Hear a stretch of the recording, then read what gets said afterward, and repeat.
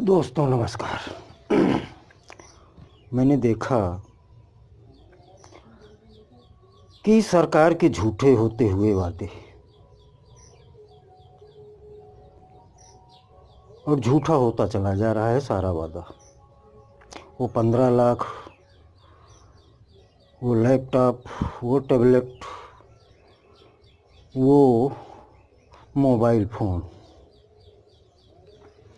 योगी जी ने इस बार चुनाव होने के पहले घोषणा की थी कि कौशल विकास में पढ़ रहे जितने भी, प्रशिक्षण ले रहे जितने भी विद्यार्थी, जितने भी छात्र छात्राएं हैं,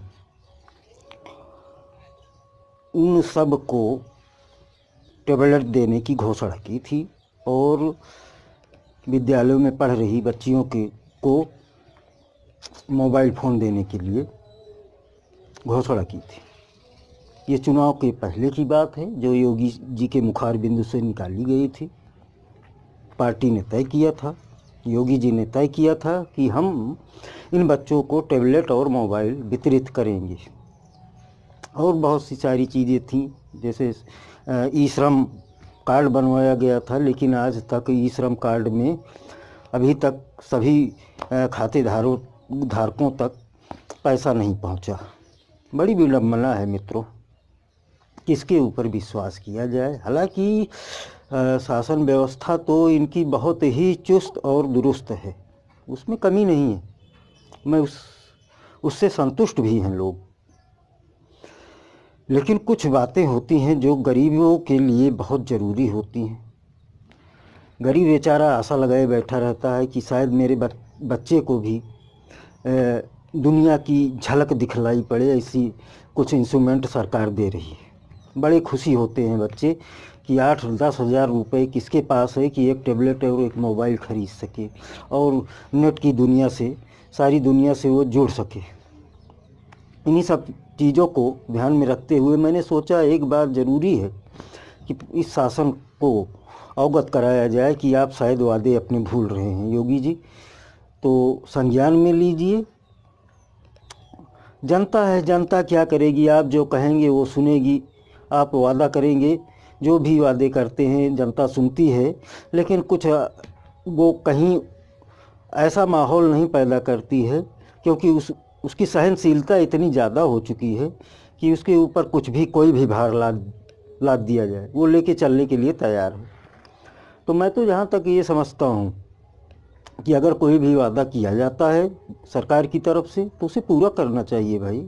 ऐसा कब तक चलेगा, जनता कब तक बेवकूफ़ बनती रहेगी। तो महाराज जी, योगी जी से मैं निवेदन करूंगा कि जो भी घोषणाएं की हैं इस शासन में दोबारा आने के लिए, प्रशासन में दोबारा आने के लिए, वो घोषणाएं अपनी पूरी करें, जनता जिससे संतुष्ट हो सके और जनता खुश हो सके। जब जनता अगर खुश रहेगी तभी जो है राजा खुश हो सकता है। मैं जहाँ तक समझता हूँ आज तक आदिकाल से ऐसा चला आया है। इतिहास पलट के आप लोग देख लीजिए, इतिहास में भी चंद्रगुप्त मौर्य थे,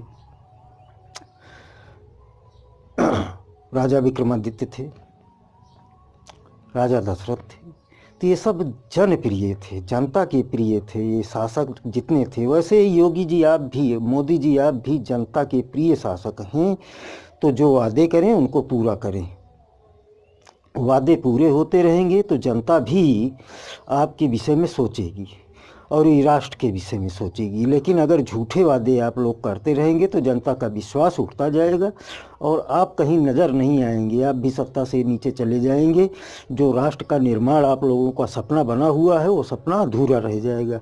तो इस सपने को पूरा करने के लिए, राष्ट्र के निर्माण के सपने को पूरा करने के लिए आप लोगों को अपने वादों पे ध्यान देना होगा कि जो वादे हम लोग, जो जनता को वादे दे रहे हैं, जो जनता के बीच में हम कह रहे हैं, उन सारी चीज़ों को हम पूरा करें।